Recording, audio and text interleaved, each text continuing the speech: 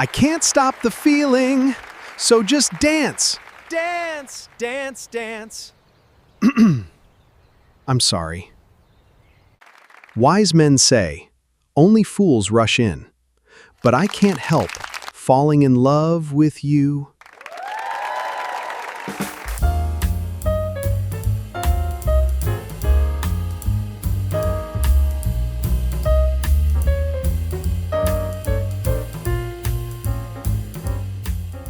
Hello, hello. Welcome back to Daily English Talk. I'm Lily. And I'm Tom. And yes, I'm still alive. Barely. Tom has a very interesting story to tell today. But first, if this is your first visit to our channel, welcome. We are so glad you found us. If you want to improve your English, just hit that subscribe button. It takes 1 second. Today we are talking about music vocabulary. And we are going to have a lot of fun today. Tom might cry a little. Tom is me. I might cry. Okay, let's get into it. But before we do, I have a question for everyone watching. Tom did something at his cousin's wedding last month, something involving music, something that made everyone go completely silent. Lily, we said we were going to ease into this. I'm easing. So, the question is, have you ever made a big, embarrassing mistake at an important event? Something where you wanted to disappear into the floor? Tell us in the comments and stay with us because Tom's story is something else. It really is. Okay, Tom, tell us, what happened at the wedding? Right. So, my cousin Anna got married last month. Congratulations to Anna. Yes, congratulations to Anna. So, before the wedding, Anna asked me, Tom, can you be in charge of the music during the reception? Oh, no. Oh, yes. She said, I just need someone to press play on the playlist. It's already made. Very simple. Okay, that does sound simple. It was, for about 20 minutes. Then, my phone died. No. My phone died, and I panicked, and I grabbed the microphone, and I started singing. You started singing? I started singing at a wedding, without any music, without any warning, just Tom, alone, with a microphone. What did you sing? Okay, so I was trying to sing Can't Help Falling in Love, the romantic one, the Elvis song, very beautiful, very classic. That's actually a wonderful song for a wedding. Yes, except I got the wrong song. I started singing Can't Stop the Feeling, the Justin Timberlake one, the very happy, very loud, very dancey one. No. The bride was crying. But not from happiness. Her grandma started clapping, though. That was nice. The grandma saved you. The grandma was the only one who enjoyed it. So that is my story, and that is why today we are learning music vocabulary, so nobody else has to live through what I lived through. Honestly, Tom, that is a perfect introduction to today's lesson. Okay, before we get into the vocabulary, let's look at a small grammar point. When we talk about music, we use some very common verb patterns, and Tom's story actually has some good examples. My pain is your grammar lesson.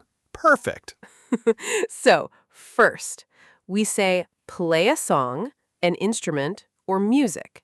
Tom, can you make a sentence? Sure. Anna asked me to play music at the wedding. Good. Now, play is very flexible. You play a guitar, you play a song, you play a playlist. We also say sing for using your voice.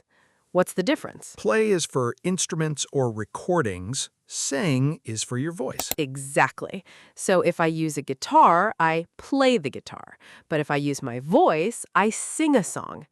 Now, Tom, at the wedding, which one did you do? I sang, unfortunately. He sang. Past tense of sing is sang. It's irregular. Sing, sang, sung, like ring, rang, rung. Or like cringe, cringed, still cringing. That one is regular, actually. Okay, One more grammar point. We use the word perform when someone sings or plays for an audience. It sounds a little more formal and professional. So technically, I performed at a wedding. Technically, yes, you performed without preparation, without permission, without the correct song. I performed. But performed. Okay, let's get into the vocabulary. Our first word is lyrics. Lyris. Lyrics are the words of a song. So if a song has words, those words are the lyrics. Right, and this is actually very important for English learners. You can learn a lot of vocabulary just by reading and listening to song lyrics. I love this. I actually learned the word heartbreak from a song when I was learning Spanish. Really? Which song? Not telling you. It was embarrassing. But the point is, lyrics work. Okay, so for example, you can say, I love the lyrics to this song. Or, I don't understand these lyrics. What do they mean? Or you can say, Tom didn't know the lyrics and sang the wrong song at a wedding. That works too. So remember, lyrics are the words of a song. Next word, melody. Melody. The melody is the main tune of a song, the part you hum when you can't remember the words. So like, that? Yes, exactly like that. When you hum a song, you're humming the melody. Oh, I know this feeling. Sometimes I wake up with a melody in my head and I spend the whole day trying to figure out what song it is. Oh, that's so relatable. We call that an earworm, by the way. Wait, earworm? An earworm. It's when a song gets stuck in your head. It just stays there. That is a horrible word for a thing I actually like. I know, right? But yes, melody is the main tune. Lyrics are the words. Together, they make the song. Okay, word number 3, beat. B-E-A-T. The beat is the rhythm of the music, the part that makes you want to move. Oh, yes, the beat. I know this. I feel the beat in my body. Do you? Show us. Okay, that's embarrassing on audio. Never mind.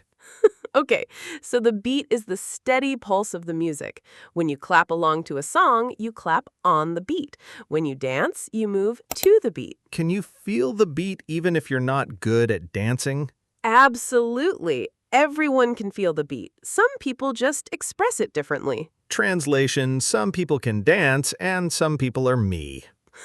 Okay, so we say things like, that song has a great beat, or I can't stop dancing to this beat, or this beat makes me so happy. Oh, or the DJ played the wrong beat and ruined the wedding. That's also a sentence.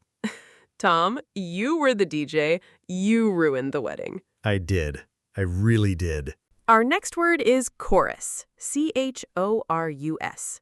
The chorus is the part of a song that repeats. It's usually the most memorable part, the part everyone sings together. Yes, the chorus is usually the loudest, most fun part. You hear it 2 or 3 times in a song.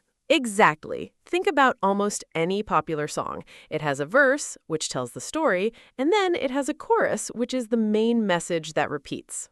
Is chorus also a group of singers? Great question. Yes.